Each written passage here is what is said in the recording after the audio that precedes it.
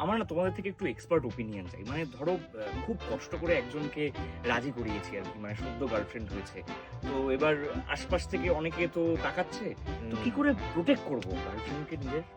এটা নিয়ে যে পিএইচডি করেছে সে আগে বলো তো একটু। বলো তো। ব্যাপারটা হচ্ছে আমার তো অনেকজন আছে, হুম। তো কি করে লজ্জা ধরে রাখছো করে না? কি করে? মিথ্যে কথাগুলোকে সত্যির মতো বলে রাখি। না না, এটা ভালো না। না না, ও বেসিক্যালি সত্যি বলে সত্যি কিছু নিয়ে রেখেছে তো, তাই জন্য বলছি। আমার একটা পাতি কনসেপ্ট হ্যাঁ, আছে, বলো। সেটা হচ্ছে আমি একটা জিনিসে বিশ্বাস করি, সেটা হচ্ছে ডায়েট করছি বলে মেনু কার্ড দেখবো না তো এমন না। তো বলেছি মেনু কার্ড দেখো কিন্তু ডায়েটটাও করো। বুঝতে পেরেছি। ডায়েট, কামিং টু ডায়েট কি বলা যায় বলো তো? Coming- এদের ভালোগুলো আমার লাগছে না। Coming to diet and coming to Saraswati Puja, kul is a very important part of Saraswati Puja diet. হুম।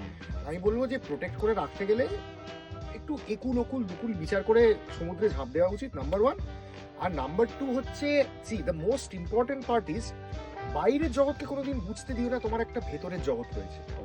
বিশেষ করে ইন্দ্র আর সায়নকে কখনো বলো না যে তোমার বান্ধবী রয়েছে। ও আচ্ছা আচ্ছা, সেটা আমার মনে হয় খুব বুঝতে পেরেছি। আসলে কি বলতো, আমি এই প্রশ্নগুলো এমনি এমনি করছি না, কারণ আমি একজন প্রেমিকের কথা শুনলাম, হ্যাঁ। সে ভীষণ প্রোটেক্টিভ। সে আবার গার্লফ্রেন্ডকে নিজের কাছে রাখবে বলে নানা রকম নতুন গল্প, যার নাম হচ্ছে টুকরো টুকরো, ইন্দোর নন্দীর লেখা গল্প, সেখানে প্রেম নিয়ে নানা রকম ঘটনা ঘটছে। সেই জন্য তোমাদেরকে একটু জিজ্ঞেস করলাম। ও এটা প্রমোশনাল ভিডিও ছিল, আমি বললাম কি না কি করা হ্যাঁ, চল চল চল নাম্বারটা দাও না, এই নাম্বারটা কাজ- দাও।